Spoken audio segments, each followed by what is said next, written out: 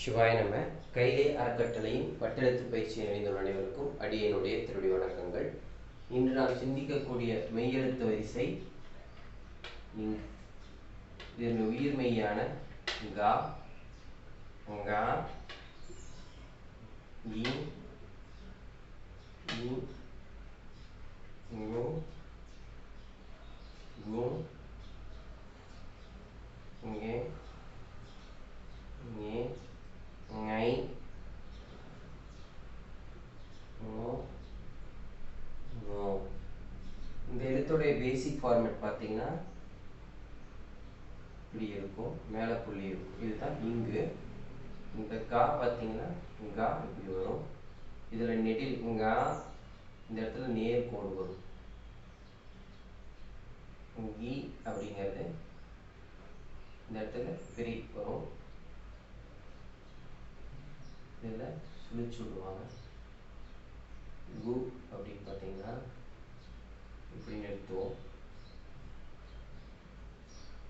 கு,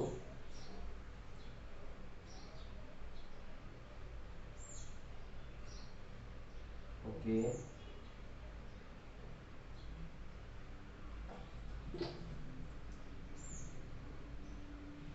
இங்கே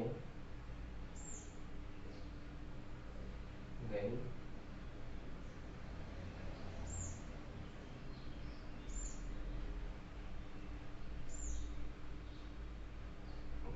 இது மொத்த உயிர்மெய் எழுத்தான கா வரிசை.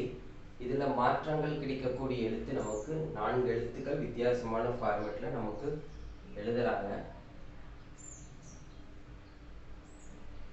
இந்த 4லையும் சிறு சிறு மாறுபாடுகள் கிடைக்கிது.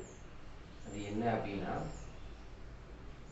கி நம்ம கா வரிசையில் பார்த்த மாதிரியே தான் இப்படி போடுறதும் ஈ தான், இப்படி போடுறவங்களும் இருக்காங்க. ரெண்டும் ஒரே எழுத்து தான். இதுலேயே நெடில குறிக்கக்கூடிய எழுத்து பார்த்தீங்கன்னா இந்த இடத்துல சுழிச்சு நிறுத்துவாங்க, இவங்க சுழிச்சு இப்படி கொண்டு போயிடுவாங்க. ஸோ இந்த சின்ன சின்ன மாற்றங்கள் எழுதுபவருடைய மனநிலை, அவருடைய அமைப்பை பொறுத்து மாறுபடுது.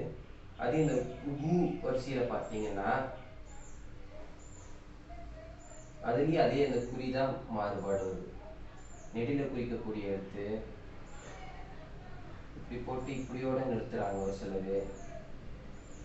சிலர் இதோடையும் நிறுத்திடுறாங்க. இந்த ரெண்டுமே கு அப்படிங்கிறதா குறிக்குது. இது ரெண்டுமே ஈக்குவல், எப்படி வேணாலும் எழுதலாம். இதில் நெடில் சொல்லி வரும்போது இவங்க என்ன பண்ணிடுறாங்க, இங்கே சொல்லிச்சிட்றாங்க, இவங்க போய் இப்படி எழுதுறாங்க. இந்த ரெண்டு மாற்றம் தான் வருது இந்த நெடில் வரிசையில். காலோட எழுத்தினுடைய அமைப்பு தான் சின்ன சின்ன டிஃப்ரென்ஸ் வளர்ச்சி கட்டங்கள் ஆகும்போது வருது. தமிழிலிருந்து வட்டெழுத்து வளரும்போது ஒவ்வொரு காலகட்டங்களில் ஒவ்வொரு சின்ன சின்ன குறியீடுகளில் மாறுபாடு வருது. நம்ம அந்த குறியீடுகளை உள்வாங்கி கொண்டாவே எழுத்துக்களை நல்லா புரிஞ்சுக்கலாம்.